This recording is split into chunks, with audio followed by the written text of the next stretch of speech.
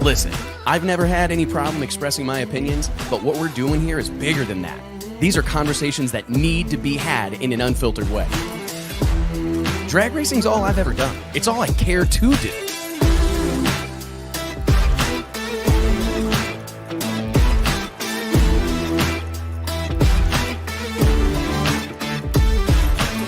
I respect the history, I appreciate how far we've come, but I want more for this sport, and I'll fight for it. It's uncut, it's unfiltered. This is the show of shows. The biggest names in drag racing. No holds barred.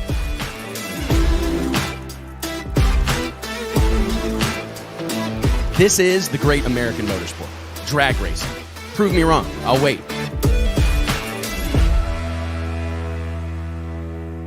Hey gang, Wes Buck here, Drag Illustrated Magazine. What's up? Live from the PRI show. Live, baby. Right? Well, unbelievable, man. Really incredible, man. First and foremost, we got to give a huge shout out to PRI. I couldn't be happier for this group of people, what they've accomplished, what they're doing in our sport all the time. Not just this weekend, but all the time. Things are going on that a lot of times go unnoticed or completely not talked about, I guess would be the thing to say. And we certainly appreciate it. The PRI Paddock podcast Paddock studio. This thing is fantastic, right? Yes. We need this at the office. Yeah, this is a new deal. We'll be building it next week. I mean, that's how we do things. Like Wes sees something and he goes, "Hey, I took this picture of this thing. Let's do it." That's exactly how it goes. We're looking like straight out. What is this, Capitol Avenue? I have no idea. Where they normally have trucks and trailers. Used to. That's been a few years ago when they had all the trucks and trailers down through there. And I felt bad for those guys because it'd be snowing here and they're like lined up out here having to do business that way. It's unbelievable, to be honest. Now they got everybody parked inside. Have you guys been down to check out the trailer stuff? It's awesome down there, to be honest. If they put me outside, I would choose a different industry. I don't sell trucks and trailers anymore. No, we got out of that. Carolina Clay from Memphis, man. We don't do the cold like that. I don't do cold very well at all. And I mean, the older I get, the more I'm like, you know what? It's time to take that motorhome, head south. Oh, my goodness. Well, guys, we got the formalities out of the way. I think we got to talk first and foremost, like the biggest news in the history of NHRA drag racing. Big announcement this morning from the NHRA about Tony Stewart taking over for Leah Pruitt behind the wheel of the Tony Stewart Racing, I believe, Mobil 1 sponsored Top Fuel dragster. This is significant news in the sport of drag racing, no doubt. Clay, I'm going to start with you. I mean, it's got to be exciting to think about lining up with a true motorsport legend as like Tony Stewart. Oh, I mean, I think it'll be awesome. You know, it's an opportunity to race a guy that's won a NASCAR race. Have I ever got to do that before? Nope, I have not. I mean, it's a big deal. It's really, really cool. You know, I think that it was definitely a big announcement. It really was. I mean, I think I got to give credit to the NHRA on the front side of this, in my opinion. I don't think they'd ever hyped anything up like that before. Like no matter what you think about the actual news, like the effort on the front side of it, I thought was just, it was great to see some real genuine excitement from the NHRA. They lead the charge in so many ways here in drag racing, and to see them pumped up about something, no matter where you stand on it, I do think it's great to see them really get behind it, promote it. They had a hell of a crowd there this morning for that announcement. And I do think we've seen in 2022 and 23 the value that Tony Stewart brings to the table. I mean, just his presence on the starting line in a polo is a big deal. We're all guilty by association. You know what I'm looking forward to? The first staging battle. What's going to happen at the far end?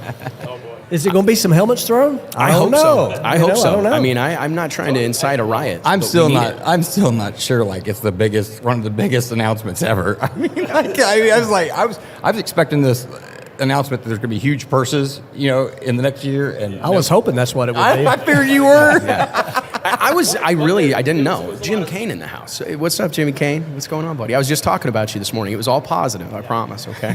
For those that don't know, Jimmy Kane rolling through here, world famous pro mod tuner extraordinary, and he can drive one, too. Hey, regardless of the announcement itself, the speculation online when they dropped that, I think that was a strategic move by NHRA. Well, and it's, for me, I got to tell you, I don't know, and I don't know what exactly this speaks to other than a really good time for the sport of drag racing, like a good moment in time, because I haven't seen that much like social commentary about anything NHRA has done. I mean, I don't believe the call out resonate. Like, you know, they've hinted at announcements before and they've made announcements, but the amount of buzz around this, I mean, a lot of people wanted to know what that announcement was this morning. I mean, I just think that is a victory. I was getting, tons of, you know. I'm like, no, I don't know. I had 2 guesses and one of them was right. Right. I think it's a fantastic thing for the sport. I've had a handful of people from other motorsports industries that I've spoken to about this situation, and they all told me the same thing, that they didn't, the needle would never move as much as it would, like, regarding Tony Stewart, and as it will when he drives. Like, it's great to have him here as a team owner. It's great to have him be a part of our community. But if he ever takes a notion to compete, routinely on a regular basis, that's when we'll really see. And I mean, hey, the proof's in the pudding. And this morning, Craig Cook, one of our editorial team members at DI, showed me his phone. It's on the front page of ESPN. Very rarely does ESPN.com report on the sport of drag racing unless it's bad. Unless it's some crash or some highlight moment. And that tells me something, right? Yep. And we need as much of that as we can get, because that's one of the things that I think has hindered drag racing, is that we've kind of operated as a cult. You know what I mean? We kind of fly below, in my opinion, above, but we don't oftentimes get lumped in with these other major motorsports. And we need more. Clay's involved. To me, it's the power that someone like Tony Stewart brings, because he's involved in so many aspects of motorsports, and you're kind of seeing some of that too with Rick Ware and his 100%. Involvement in all of these different forms. So what's your take on that, as far as how someone that is involved in all these different forms, what does that bring to drag racing? Well, I mean, you got to start with just Tony Stewart. The guy's a legend, NASCAR Hall of Famer, retired, so to speak, right. and he's obviously continued to race his dirt cars, but to take what we already love, and he obviously has, quick fell in love not only with Leah, but with drag racing, or the guy wouldn't have hopped in an A-Fuel dragster and raced all year at divisional races, not just national events. And so him coming is obviously, it is big news. It's pretty dang cool. And to me, what that does is hopefully we'll reach out to even more NASCAR fans that will tune in, because while I love NASCAR, my oldest son named Cale, after Cale Yarborough, there is nothing, and I'm going to get hit by Wes over here because I'm not taking a knock on a Pro Mod car, but there is nothing on the planet that is more exciting than a nitro-powered, I'm going to say top fuel car, but nitro-powered car. And for a guy like Tony Stewart, is just going to obviously bring more eyeballs immediately. Will all of them stay? No. But will we get some of them? Absolutely, because they're going to want to see what Tony's doing. I mean, I say this all the time, and I apologize to my circle track racing friends, but like in NASCAR, what's the best thing that could happen at a NASCAR race? A drag race to the finish line. Yeah. Like, the best thing that could happen at a NASCAR race is they come out of that final turn side by side, headed toward the checker. That's the moment they're hoping for. Right, they're hoping a drag race happens. Yeah. We do it every weekend, right? So I mean, it's there, and I think having the opportunity to lean on Tony's audience and bring a handful of those people, like you said, you're not going to convert them all. No. But I do think that if we put drag racing, if we introduce our sport, the great American motorsport, to a new group of audience, we will capture some of them. Oh, you're going to get some of them, no doubt about it. I mean, even if they just tune in to see what Tony's doing. But I have to hand it to Tony, because the first time I actually met him was on a Monday at Charlotte after he had made some test laps. I didn't know what I was going to get, and he actually pulled up to me. Me and Donna were walking the dogs, and I knew what he had been doing that day, and I'm like, he introduced himself like he needed to introduce himself, but I'm like, what'd you think? And he's like, it's more than anything I've ever done. Mm-hmm. And he said, I've won and done all these other things. He said, but my head is at the starting line when the car's past the 330. He's like, it's not what I thought. That it's taking him time for his brain to catch up to what's happening in that car. And that's something that he imparted upon Travis Pastrana. When Travis was making his laps, in Scott Palmer's car, he kind of stepped in and said, hey, I was new to this deal. He called him before it even started and said, you don't know until you know, or he said, you don't know until you get hit with it. Right. Yeah, I mean, I don't think that a lot of people are prepared for that experience, and I think him being so candid in how he has talked about it, that's one of the issues that, especially if you consume drag racing exclusively via like television or the internet, I mean, I think admittedly it can look pretty simple, right? Oh, don't you just stand on the gas and drive in a straight line, right? Like, that's what Clay what's does. so hard about that? That's what I do. But I think it's great to have somebody like Tony that's articulate. He has a massive following, like I said, and he can explain this stuff, and it provides some credibility that, not that anybody needs it, right? But you need it being mentioned as much as possible. So I mean, it's coming from a guy that's NASCAR Hall of Famer. That changes things. The lesson I think that we're all going to be able to take away from, I mean, and we'll close this chapter and move on to other pressing matters, but I think the lesson for me is that this is a guy who practiced what he preaches, and he is a promoter. That's what this morning was. Everybody can say like, oh, NHRA, they made Tony was driving the bus on that. Tony's team was driving the bus on this needs to be treated like a big announcement. And I preach this constantly, like, if you treat it like a big deal, it will be a big deal, right? But if you treat it like it's just another headline or it's just another topic of conversation, then that's what it will be. And I feel like there was a concerted effort for this to be a big deal. He knows what he's doing, right? He generated as much buzz, and people were talking about it and wondering what it was. That is masterful promotion, and you see him do it. I mean, I go back to the press conference that Mike attended in Charlotte when he announced the formation of his team.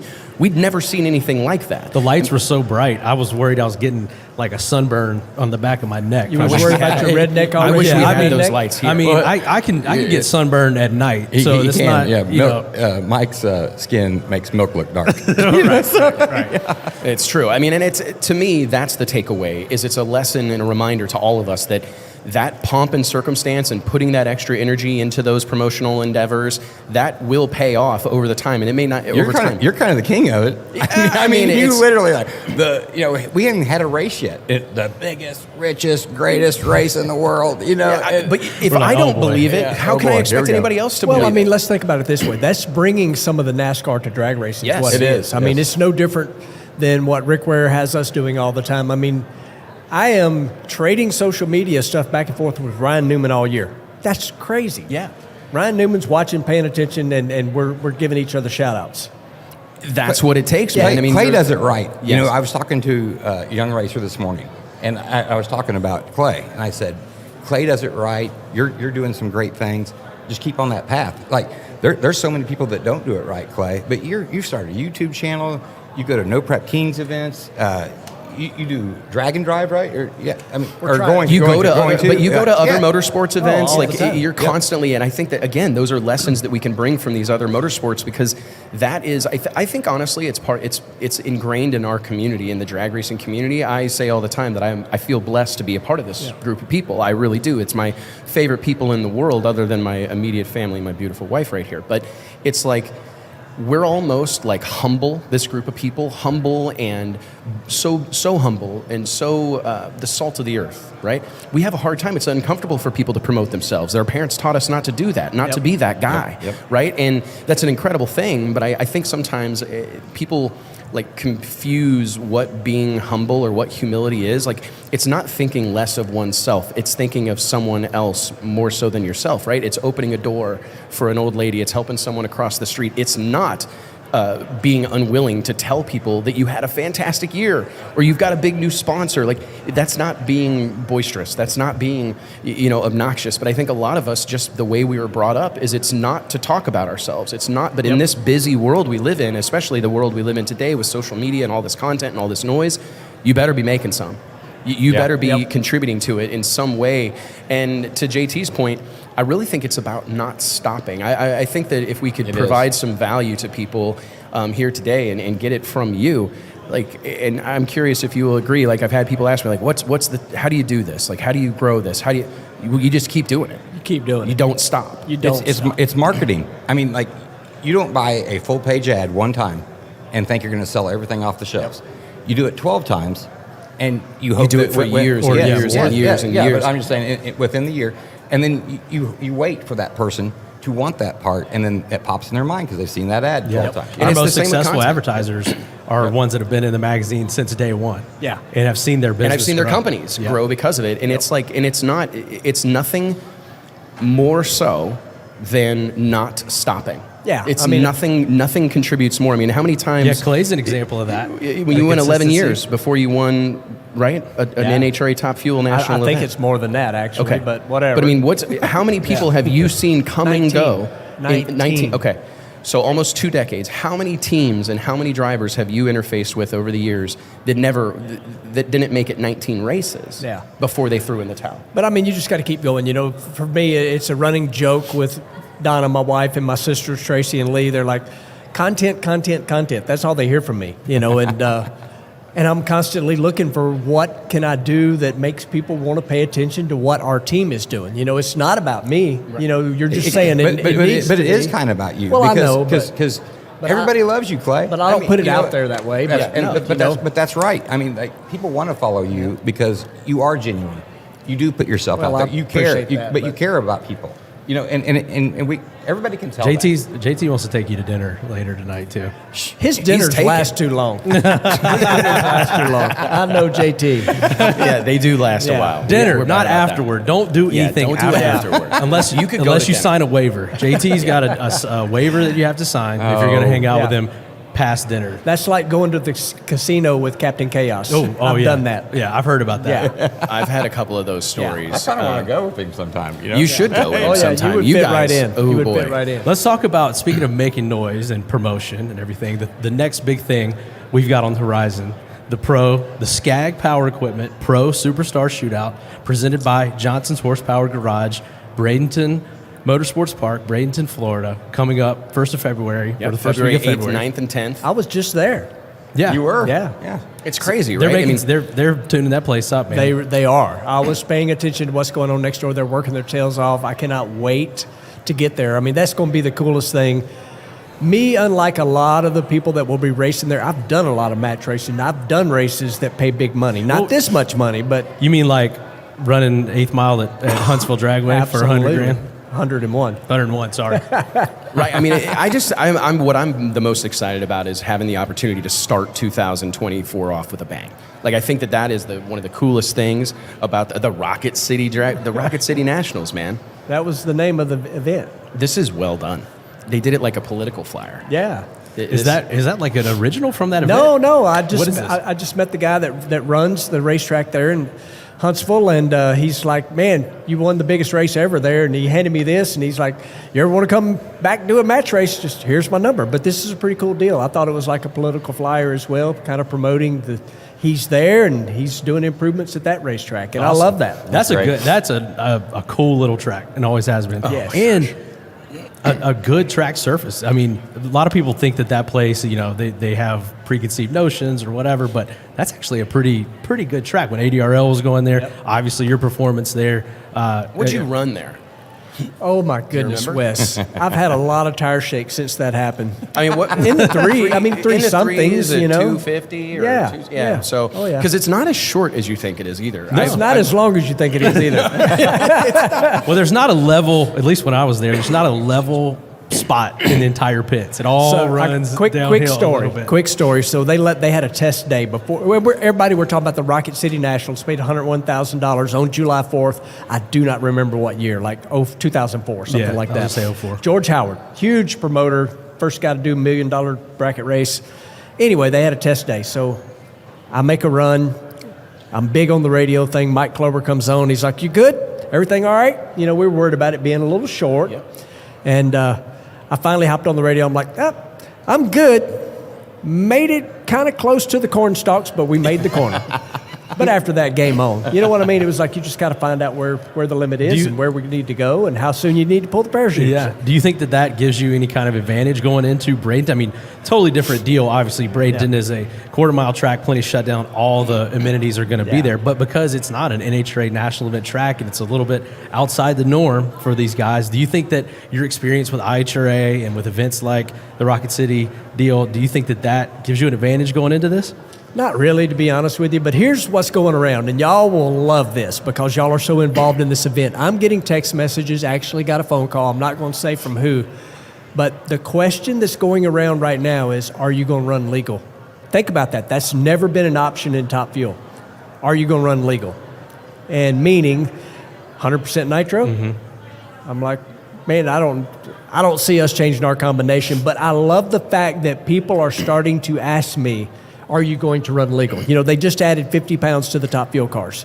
So are you going to run at the weight you're currently at? Are you going to run at the new weight? Those are all, I think, options because we're not. Absolutely. Well, this event kind of is born out of preseason testing. And I think in a normal situation, you would say, "Oh yeah, no, we're testing. We're going to get ready for the yes, season." But not for that kind of money. For the additional stakes, again, for this race and it being the first of its kind, are we going to see some people forego testing in an effort to win this race? Well, I will say that was one of the things that I've heard from a lot of the race teams is like, hey, don't get this twisted. And I said this early on. I have no interest personally in being involved in a test session. Like none.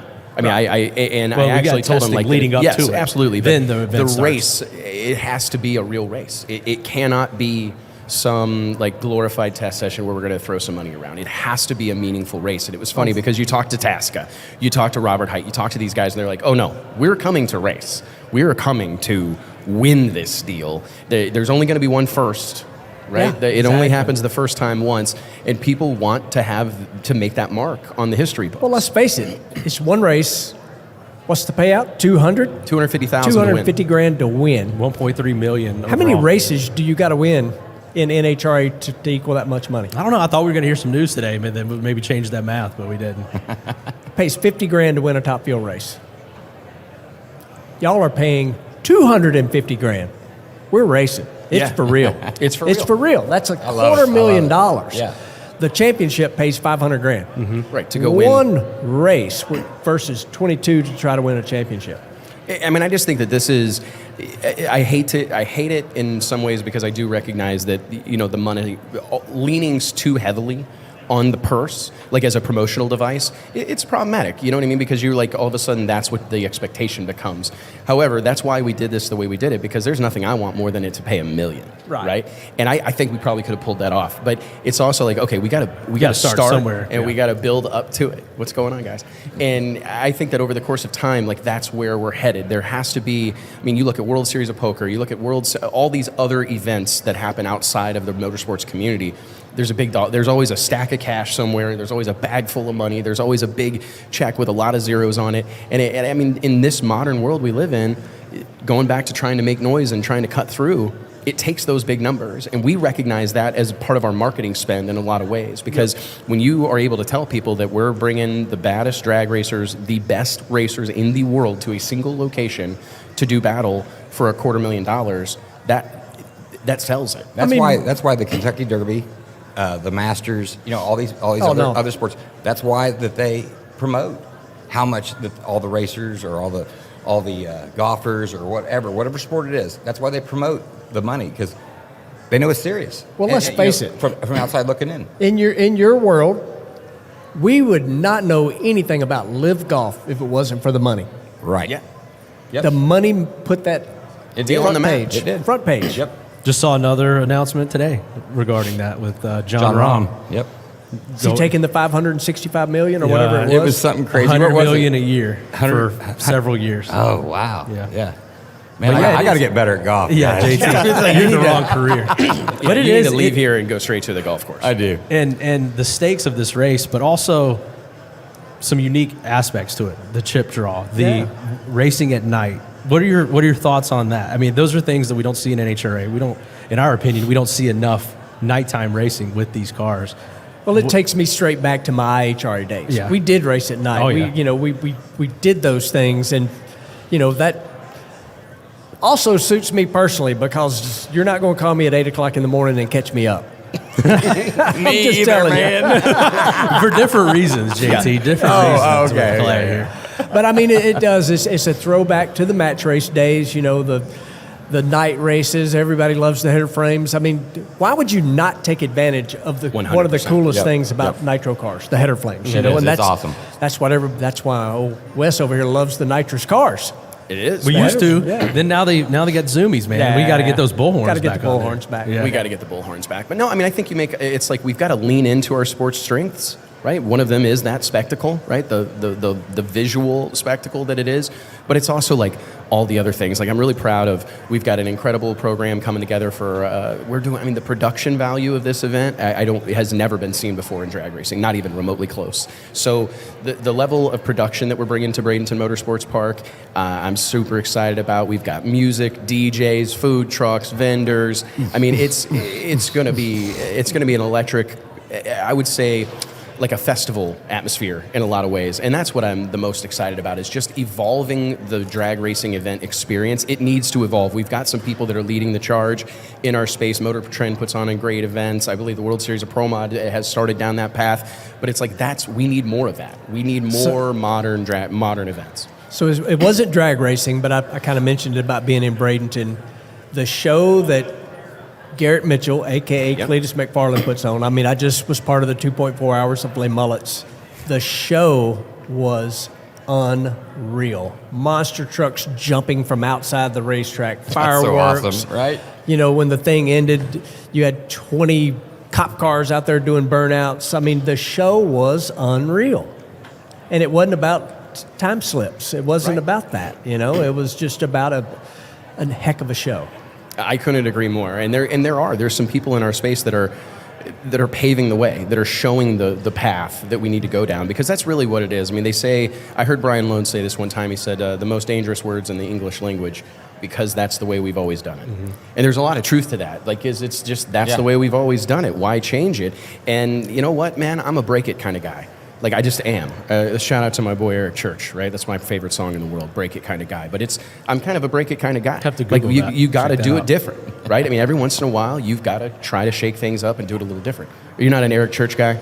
I'm not a country music guy, period. You're not That's a music surprising. guy. I'm 100% What do you like? music guy. New metal? You'll what never do you, get it. What Rap. are you into, Clay? I'm a rap. You're a rap. guy. I kind of thought that. I don't know. I'm a rap music guy. We're from Memphis. Yeah. Right? Yeah, 3-6 Mafia, baby. 3-6 sipping on some scissor. Right. No, so we're talking about we could dive right into a pretty, I have a really eclectic Don't music get Wes taste. started on this. So I listen to everything. I mean, I literally listen to everything. My kid's in band, so I listen to the weird classical stuff that he listens to. I listen to rap, I love high rock, school country music. drumming, high school know. marching bands. Yeah, Drumlines. Yes, I've that's watched cool. that movie Drumline like 50 times. You and my wife. You need more to do. Yeah. Oh, yeah, that's exactly what I need more to do. Yeah, you need more to do. If But you've watched Drumline 50 times, we're adding to his schedule moving forward. Man, I'm not going to get on this subject because we don't have enough time, but the break it guy, I like that, because through all of this, and you did a great job, and I'll compliment you here when I tell what I'm saying, that's because that's always did it. The whole loose ballast, fine, all that crap that I went through in Dallas, our team did, you know, we ask a lot of questions, and a lot of those answers was because that's the way we've always did it. That's not a good answer. It's not. It's not a good Nope. And again, this will take a whole show for us to cover this, and we will at some point. But your little video I saw on delivery of news is sometimes more important than the news itself. Mm-hmm. Yeah, you're right on that. You're dead on correct. I mean, I tell it to our team all the time. It's like, we get everybody, whenever there's bad news especially, right? But it's like, if you just communicate it effectively, treat people like human beings, upfront, honest, own mistakes. I mean, because that's like, I tell our guys, we're going to screw up. We're going to do it wrong. We're going to make the wrong call. We're going to, but you just got to own it, right? And then you've got to communicate it. And it's very rarely, if you do a good job, like, sharing that information, because I've had to share a lot of tough information, you know what I mean? Yeah. Like, you put on a race and you got to deliver some bad news, right? Yep. But it's all about the way you do it. And I can only imagine the way that we saw it from the media perspective and from the outside, from the fan perspective, is it's like, okay, this news was not effectively communicated. No, it was not. Well after Again, the fact. we don't have enough time for this whole story, but I just wanted it doesn't have to be done the way we've always done it. It's where I was headed with that. You are 100% correct. There are so many different ways we could do what we're doing and make it entertaining and make people want to come see it that are not drag racing's not been the same since they quit racing quarter mile. I'm over that. Yeah, same. I'm over that. That ship has sailed, and I do think that we have to be willing to evolve. We have to try new things. We got to swing the bat as much as we can.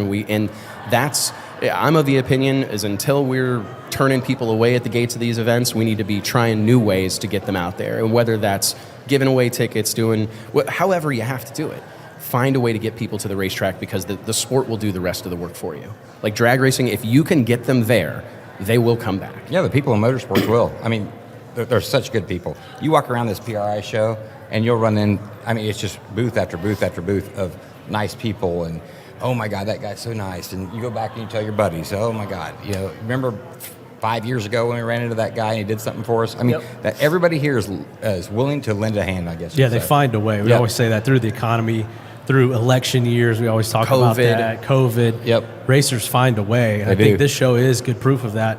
I heard a lot of people this morning when we walked in, did you see the registration line? Mike, you weren't here this morning. Mid-after or early mid-morning, whatever you want to say. But a lot of foot traffic here today. A lot of the registration line was wrapped around the building, from what I understand. So, again, they find a way, and this show in particular is an example of that. It is. It is a passion sport. No two ways about it. It's a passion sport. And all these years, I make a living essentially making sure that the race car has sponsors. Let's face it, that's really how I make a living. And what we have always found, if you can it doesn't matter who it is, what company they're with, what level they're at, if you can just get them to come and see it, you got them. Yeah. And that's the thing, back to the Tony Stewart deal, where I think we'll get some NASCAR people that have never paid no attention. They probably raised an eyebrow when, he and Leah got married, and they're like, oh, that's cool. And then they probably a little more when he got an A-Fuel car, but they've not really seen him on primetime television. Yeah, like he's about to come. Yeah. He's going to now also be classified as a professional drag racer, right. And that the biggest stage. That's the biggest stage, the fastest cars. And then I think most people, if you close your eyes and think of a drag car, you think of a Top Fuel dragster, right? Like that's the quintessential drag car. So we see a lot of these guys, Clay, like at Charlotte in particular. I see Joey Logano walking around, Ryan Newman, strolling through the staging lanes, talking to Force and you and the other guys. You kind of have an in now with those guys. What are they saying about this whole deal? What are they saying about Tony or drag racing in particular? Well, drag racing in particular, most of them are like, no freaking way, no thank you, don't want no part of it, you're nuts, that sort of thing. And I'm like, well, I probably could say the same thing about you, a pack of 38 cars at Talladega at 210 miles an hour, and y'all are bumping each other, Yeah, I tell people, hey man, these drag racers, like when we paint these cars or wrap them or make them look nice, we're not intending to go out and bring this thing home in a barrel of bucket or a bucket of parts later. This thing's got to stay nice forever. That to me, like what you're saying, that's the crazy part. They just tear this stuff up, fix it, go back out the next week. We're trying to avoid that at all costs. Right. You don't see a lot of like drag racing parts on the walls of restaurants. You know what I mean? Because we don't want to tear that stuff up. But you go to any of them and there's like a late model door or whatever piece of sheet metal. Right. You know what I mean? Which is kind of funny you say that, because I stopped by the shop the other day. I was only there for a few hours, so don't be mad at me. I didn't call you. Okay, yeah, Clay. You can watch it on the YouTube. Eventually, one day. But the kids were all gathering up like, old rods, pistons. They were making a scrap run, and they had already made one. Just basically, year in, clean the shop out of all the blown up stuff. And they took the front half of one of our crashed cars, and, with the guy at the scrapyard, like, what is that? And he's like, that's the front of a race car. I'm like, I ain't never seen no race car like that. That ain't what normally comes in. He's used to the NASCAR, parts and pieces coming in. So it's crazy. It really is. What do you think about, like, you were talking about your job and getting sponsors, and I think that there's a whole lot of people that are here doing that same type of work. If they're not, working with existing sponsors, they're trying to meet some people, they're trying to network. How much has this, you talked earlier, my life's content. I'm just curious, like, what has been the reaction from your established partners, like the Parts Pluses and Walmart and all these other companies that you've worked with for a while? It seems to me that one of the opportunities that exist for racers is to provide content to these brands that need it. They need cool stuff to put in front of their audience, and a car or a driver with their name on it. I mean, that seems like, has that become a part of your life more than you realized? 100%. It's funny. I've kind of started saying I've become an accidental YouTuber. It happened during COVID. I didn't know I was going to be doing this all the time. But now it is part of my job. At the end of every month, I have to send a YouTube analytics to multiple of my sponsors because they are now interested in those numbers. How many people are watching? What's going on? You know, and I've shared some of those with you guys before. It's pretty crazy how many people are watching my little YouTube channel. You know, but sponsors, I mean, I'll just tell you, you know, like Summit loves it because I'm not just working on the top fuel car. You know, I'm doing other things. I'm working out in the shop. I'm going to different events, doing different things, but it has become a big part because it's not just Summit. I pointed them out, but it's several of those companies. The first of the month, they want to see what the YouTube did. But you've hit a whole different group though when you do that stuff, you know, and it expands their reach as well. Yes. You know, Yep. It's so much more than a decal on a car. We say that a lot. It is. That used to be, hey man, I'll slap that on there and I'm done. Now it's so much more than that. You know, we have partners, I hate to keep saying sponsors, they're really partners, that don't even care about the decal on the car anymore. You know, it's that's a huge step in the right crazy. direction. Yeah, you know, because one of my favorite stories, Tony Schumacher told me this a long time ago. He tells this story about going in for a pitch meeting with no limit, or no fear. Excuse me. You remember the No Fear brand or whatever? Monster brand. He comes in, and this is, you know, the classic sales pitch. He's got the easel with the board on it, right? Pulls the black, the cloth off of it, and it's this incredible rendering of the Top Fuel dragster with No Fear on it. It looks awesome, and it's got the truck and trailer on it or whatever. And they listen to Tony's whole deal, and it kind of gets to the "what do you think" thing.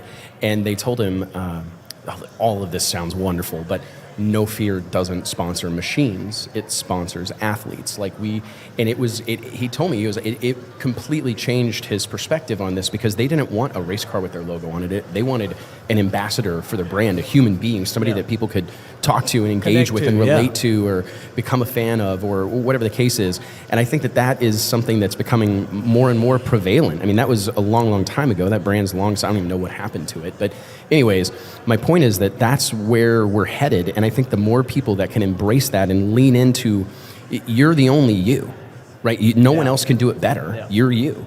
And if you've got a story to tell, it's worth sharing. And a lot of times the process of telling that story and the product of that, the content that comes from that, can be really valuable to these brands that are facing the same thing that we face every morning when it's like, what are we going to put on social today, right? Everybody feels that pressure to We just leave that up post. to Kayla now. Kayla just put some shout out Kayla. Thank you. A lot of these brands, I think, are looking around going, how do we fill all these buckets? I mean, I remember we tell this story all the time about, we thought Drag Illustrated was a lot of work when we were just printing a magazine once a month, right? I mean, that is so, like it's a big part of our operation, but it's one of many, right? Like that back then it was, okay, we got to have a website. Well, we got to have an email list. Oh my gosh, we got to get active on social. Okay, now we got to have a YouTube channel. Okay, now we got to put on our own events. And it's all fantastic, but it just speaks to the insatiable beast that it is. It's content. And if you can find a way, if anyone's out there listening and you're walking around today and you're going to bump into somebody or you're going to plan on meeting someone, like go check out their social. If they haven't posted anything today or if they haven't posted anything this week, right, because their team's out of the office or whatever, there's an opportunity for you to solve the problem for them. It's 100%, right? Those companies want to know, what can you do for me? You can't, you have to do something. What that is, figure out a way to get their name out there. Find a way. I don't to care if you're going and knocking on yeah. doors and telling people that how great their product is, but you got to find a way to get it in their hands. You got to find their pain point. We have about 3 minutes left here. Just give me a quick rundown, real quick, of what you think of the show so far. Start with Mike.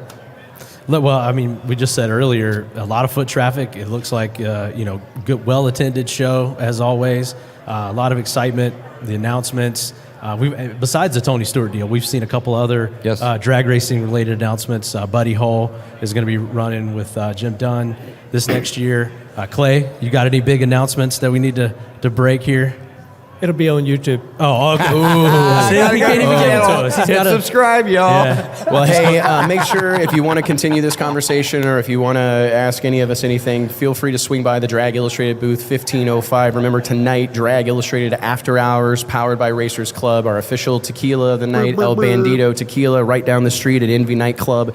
DJ Brandy Cyrus. Yep. I called Brandy Miley Cyrus. like 15 times, couldn't get Miley to answer my call, and I She thought, got me blocked. I'll just text her big sister and see what Brandy's up to. And sure enough, she's going to come do a set tonight at the party. So we're going to have DJ Brandy Cyrus at 11 p.m. We're going to give away $1,000 cash. I got a whole bunch of ones. I got them like they're plastic wrapped. They are. They're all ones. Rain. I hope somebody wins it and goes upstairs and makes it rain all over the dance floor. If I win It's a requirement. matter of fact, it's going to be a requirement. If you win the money, you got to throw it out to the crowd. So Mike, just pull my number. I already pulled. Let me see what number I'm wearing here. I'm pulling 346. Actually, It's speaking already- of music, it's already guess done. what I pulled out of the pile last night? What's that? 311. One of my favorite bands, right? So great band, the soundtrack of my youth. How about those? I got 311. How about those, like off-white? Oh, so DI? sick. Got the zip tie. Got everything. Branded on. zip tie. Check that out. Branded zip tie, Clay. It says Drag Illustrated. It says zip tie. It's You so know, sick. in Tennessee, we use them to put in cow's ear so you can keep up with the cows. Exactly. Exactly. No, well, we hey, don't. We have guns for that. all right. well- Well, hey, seriously, thank you guys so much for being a part of this. A huge shout out to PRI, the Performance Racing Industry Trade Show, everything they do, not only this weekend, but year round to better the sport of drag racing and all of motorsports for that matter. And Clay, thanks for joining us. I love we it. probably could have done 2 or 3 more hours. Oh, yeah. We'll see if they want us to come back later. Yeah, let's do it. When they gave Wes 45 minutes, I was like, yeah, all right. Well, and I found a way to go over. So anyways, guys, thank you all so much for showing up. Mike, JT, Clay, thank you guys. We'll see you next time. Remember, Drag Illustrated, click like, click subscribe, help us spread the gospel of drag racing, and we'll see you at the track. I got to give you my wrap up from YouTube right here. Oh yeah. Yeah. Appreciate you watching, liking, subscribing, sharing, and we will see you in the next one. I am. Thanks, guys. Thanks, y'all. Appreciate it.